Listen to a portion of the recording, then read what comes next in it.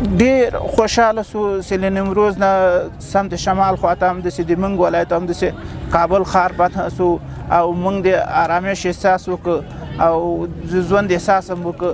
مخکې ډېره بېنظمي وله بېقراري وه، مور و پلار به اړیکه کوله چې مازدیګر به سو چېرته یې زر راځئ کور ته.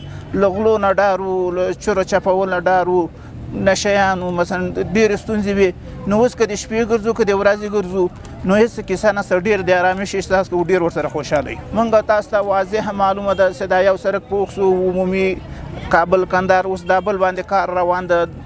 هلته ارغندۍ کې 3-4 سړکه شروع سوي دي، د جلیز خواته سړک باندې کار شروع سوی ده او داسې د محلي سړکونه فرعي سړکونه په دیو باندې ډېر کارونه ترسره سوي دي. موږ ډېر خوشحاله یو، داسې اوبو ته لاسرسی پیدا سوی ده، برق ته لاسرسی پیدا سوی ده. نو دغه د ډېر خوشحالۍ ځای ده او د امنیت ځای ده او موږ ډېر خوشحاله یو. مخکې مثلا نیم ژوند به په پردیو وطنو کې و، نیم ژوند به په خپل وطن کې و، ډېر به ناقراره و. اوس په خپل وطن کې کار شروع کړی ده او احساس د امنیت کوو، ورسره ډېر خوشحاله یو. موږ له امارت اسلامي نه ډېره مننه کوو، له موږ سره ډېره ګزاره کوي. که موږ ستونزه مو لرو دوی بیا هم په هغې ستونزه پسې موږ سره ډېره حوصله او تحمل کوي، موږ سره ګزاره کوي او موږ ډېره ترې مننه کوو.